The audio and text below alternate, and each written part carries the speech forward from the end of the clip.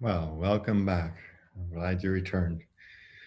We're continuing our series on the face of Jesus as revealed in Matthew 5.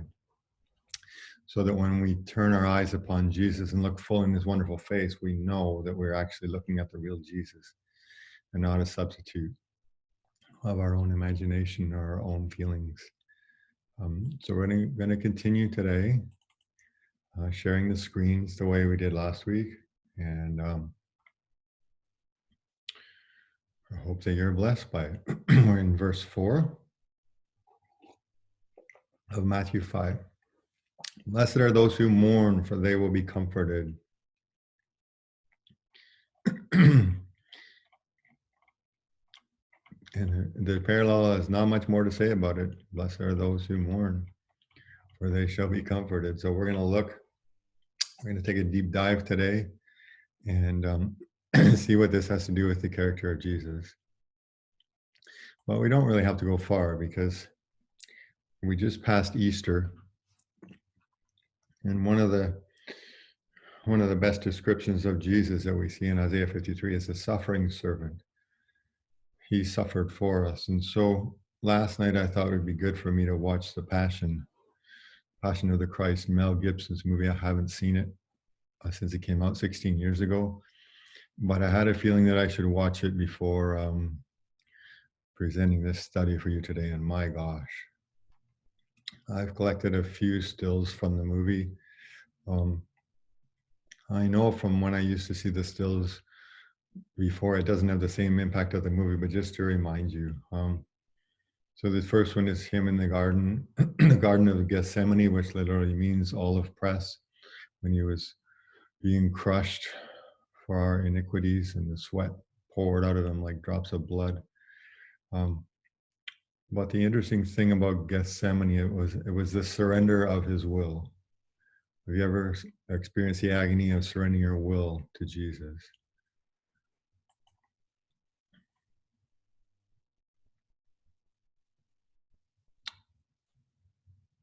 Isaiah said, by his stripes we are healed. But if we ever stop to think about what those stripes cost him,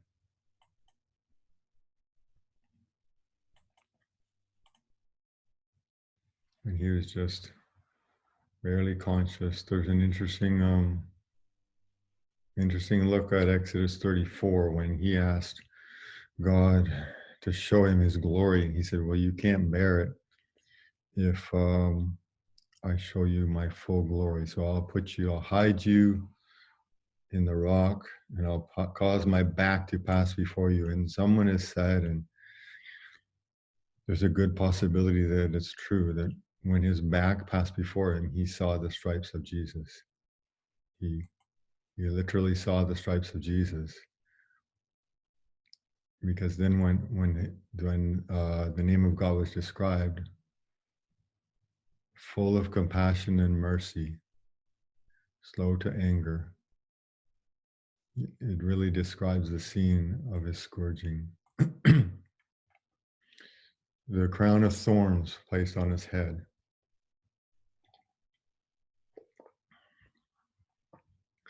Driven down in. This scene was difficult for me to watch. Driving the nails in his hands. But there's a significance of that to me. You know, why was he nailed to the cross? We've all experienced that when we're suffering from pain, we want to run away and hide. If we can just get away from it for a little while.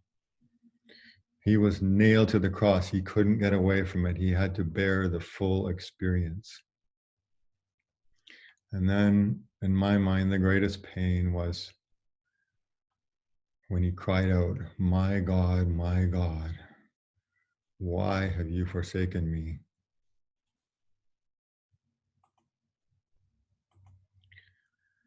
And it's recorded in Aramaic, the poignancy of him calling out to his father in his mother tongue.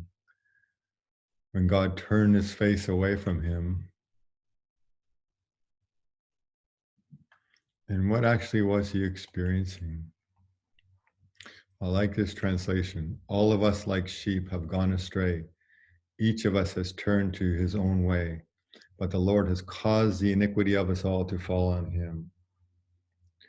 And we looked at this on Good Friday as a church body. When you hear the word iniquity, usually you flash back to Exodus when there's that thundering verse that God will not leave the guilty unpunished, but he will punish, he will visit the iniquities of the fathers until the children, until the third and fourth generation. And we've struggled for years to understand what that means and the full weight of generational sin. Then you look at Isaiah 53:6, and there's a literal picture of all of the iniquity, all of the generational sin of all the generations back to Adam come crashing down on Jesus on the cross.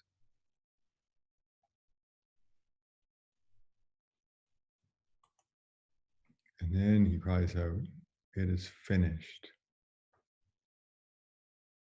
He bore the weight of all the generational sins so that we can go now to him and receive healing for our own generational sin. But if you've meditated at all this Easter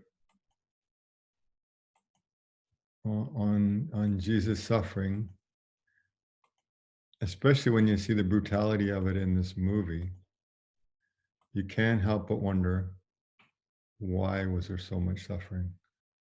Why did he have to go through all of that? Someone recently vocalized, why couldn't he just die for our sins? Why did he have to suffer? And there's a really good, there's a scripture that came to mind when I was watching last night. And these thoughts are coming to my mind about the suffering. 1 Corinthians 10. Now, we don't always apply it in this direction, but I think we can. These things happen to them as an example. They are written down for our instruction. The Hebrew language is a concrete language. It's all pictures. It's all about pictures. Expressing abstract truths in concrete language that we can visualize and we can understand. And I don't think the crucifixion was any different. See, when I was watching it last night, all of a sudden I had a memory of when my first wife asked me for a divorce. I was completely blindsided and I felt this weight, almost like a physical cloud, come down upon me. And the next day was a Saturday, and I went to work at the group home where I worked, the Young Offenders Detention Center. And we were preparing breakfast for them like we always did on a Saturday morning. And this morning it was bagels. And so I grabbed the bagel, held it, the way you hold the bagel, you put your finger through the center, and I started to cut it in half. And of course, the knife sliced right into my finger. And I stepped back, and I had to sit down because of the shock that was immediately setting in. And my first thought was, oh, so now I hurt on the outside just as much as I hurt on the inside. And I thought of this last night when I was watching the movie, because we know that Jesus took the sin, the sickness, the disease, the generational iniquity of the whole world on him on the cross, and in the scourging and the crown of thorns and the garden. But how can we possibly identify with that? How can we possibly grasp? How is God going to communicate to us what Jesus experienced internally? And what I came to believe last night was that he experienced all this external suffering that we could see with our own eyes as a picture of what was going on the inside. And that he suffered all this so that we could see the cost to him. Do you remember what sin used to feel like? The torment that you were under, the shame that you felt, the guilt, the darkness, the blackness before you came to know Jesus, the darkness, the blackness you felt as a Christian if you're struggling with sin that you can't let go of. It's important for us to remember that sometimes, and then remember that Jesus experienced all of that on the cross. We learned yesterday about his childlikeness. Well, childlikeness is innocence. Jesus had never experienced sin before. These were all new thoughts to him. When the Father turned his face away, when he said, "Why have you forsaken me?" that was the first time. He had never been outside of the presence of God for his entire life. He was completely innocent. He had never experienced sickness or disease. And here, suddenly, in a few hours, he's experiencing every sin, every moment of shame, every feeling of guilt, every pain of sickness, every disease that the world had ever experienced. There was no way to describe that for us to have any frame of reference at all, except for him to experience physically a picture of what he went through emotionally and spiritually.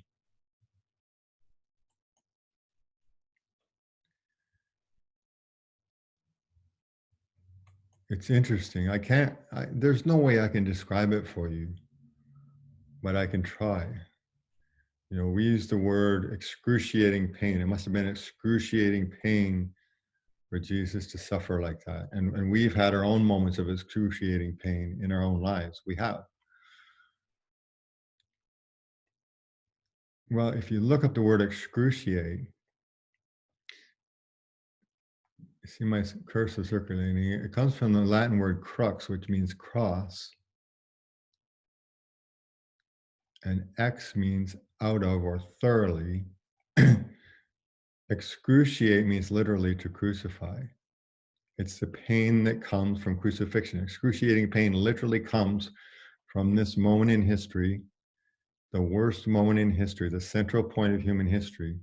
And we get our phrase excruciating pain. So, but again, we can't identify with it at all unless we take the time to meditate on what he actually went through on the cross. Everything that he experienced externally was a picture of what was going on in his heart internally.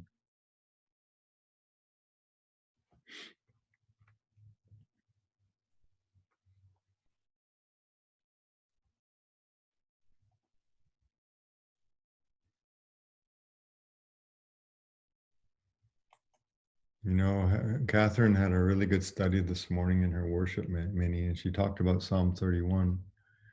And she talked about how the soul anguish in the Psalms was all resolved in Jesus. And I would agree with that, but I would go one further. The soul anguish in the Psalms was experienced by Jesus on the cross. And let's look at 31, which she referenced today, about the anguish of my soul. I'm going to go into verse 9 and think of this as Jesus on the cross. Have mercy on me, Lord, for I am in distress. Tears blur my eyes. My body and soul are withering away. I am dying from grief. My years are shortened by sadness. Sin has drained my strength. I am wasting away from within. It was the internal pain that got him. I am scorned by all my enemies and despised by my neighbors. Even my friends are afraid to come near me, and that's Peter running away in denial. When they see me on the street carrying the cross, they run the other way. I am ignored as if I were dead, as if I were a broken pot. I've heard the many rumors about me. Isaiah 53, we esteemed him stricken, smitten by God, and afflicted. And I'm surrounded by terror. Can you imagine the fear of experiencing all that pain for the first time? My enemies conspire against me, plotting to take my life. And then he goes right into it, but I'm trusting you, O Lord. Psalm 22, when Jesus literally fulfilled this prophecy. My God, why have you forsaken me? Why are you so far from saving me from the words of my groaning? Oh my God, I cry by day, but you do not answer, and by night, but I find no rest. And then you follow the psalm through, and it really is him on the cross. I am poured out like water. All my bones are out of joint. They weren't broken, but they were probably out of joint from the weight of him on the cross. My heart is like wax, it is melted within my breast. My strength is dried up like a potsherd, and my tongue sticks to my jaws. You lay me in the dust of death.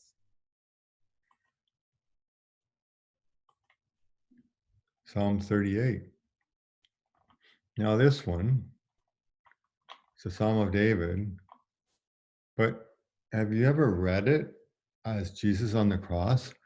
Oh Lord, don't rebuke me in your anger or discipline me in your rage. He experienced the wrath of God for all our sin. Your arrows have struck deep, and your blows are crushing me.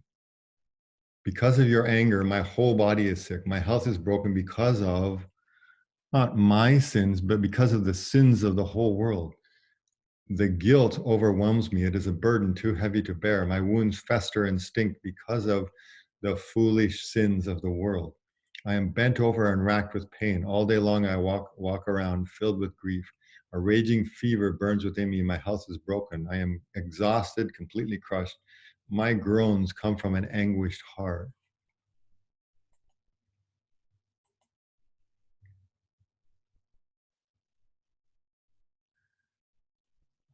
So again, Jesus is being kind to us and allowing us to see a small picture of the depth of what he went through on the cross.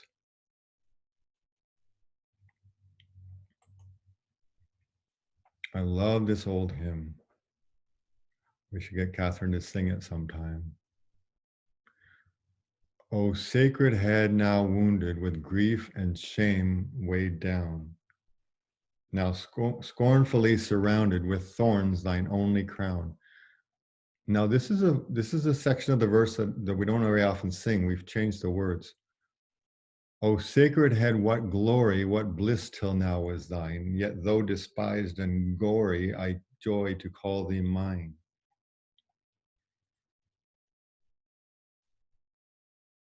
We forget that he lived in glory and bliss until the cross. There's no way to describe it. Blessed are those who mourn. And I'm going to say to you that one aspect of this diamond, this seven-faceted diamond that we're looking at of Jesus, is suffering, the spirit of suffering. But it doesn't end there, does it? Matthew 5:4 says, blessed are those who mourn, for they shall be comforted. When he sees all that is accomplished by his anguish, he will be satisfied. I looked up the word satisfied. The word sated means to be completely full, completely satisfied. It's like if there's no way, just as there was no way to describe his anguish, there's no way to describe his satisfaction. The comfort came from, because of his experience, my righteous servant will make it possible for many to be counted righteous. His satisfaction was seeing us as counted righteous. That was his comfort.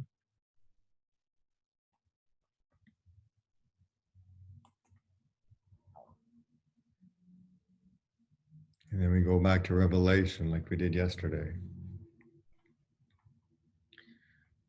Because some of you may say, well, he suffered on the cross, but that's not who he is now. That's not who Jesus is now. The spirit of suffering is no longer on him. Revelation 5:6. Then I saw a lamb standing in the middle of the throne, the four living creatures and the elders. He looked like he had been slaughtered. Jesus still bears the wounds in heaven. The wounds in his side, the wounds in his hands and feet. The spirit of suffering went with him right into heaven.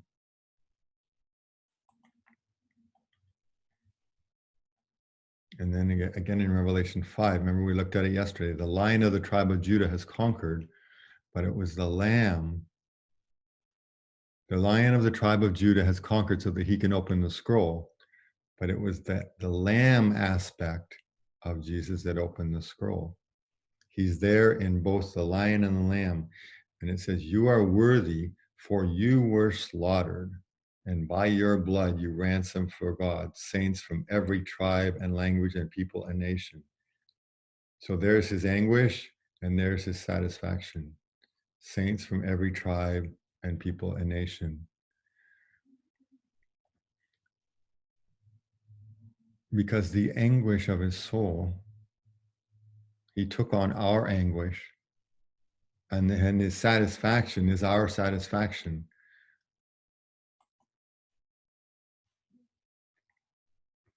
So what that has to do with us today, we don't have a high priest that can't be touched with the feeling of our infirmities.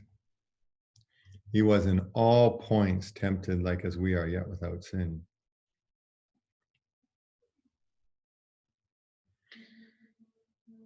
You know what it means to validate someone's feelings? To somehow communicate to them that you understand how they're feeling and then that's okay, that they're safe with you. I think a big part of today's study is about validation. Jesus went through the outward suffering at Gethsemane, through the courtyard, through Calvary, so that we could validate his sufferings, so that we could relate to what it cost him to take all of the internal stuff on him. And now it's turned around. Now that he's experienced all that, he can validate our feelings. Other translations say a high priest which cannot empathize with the feelings of our infirmity. He totally can empathize with you no matter what you're going through because he's experienced the excruciating pain. He's experienced everything that you've gone through, all of the suffering that you've gone through. He's already gone through it.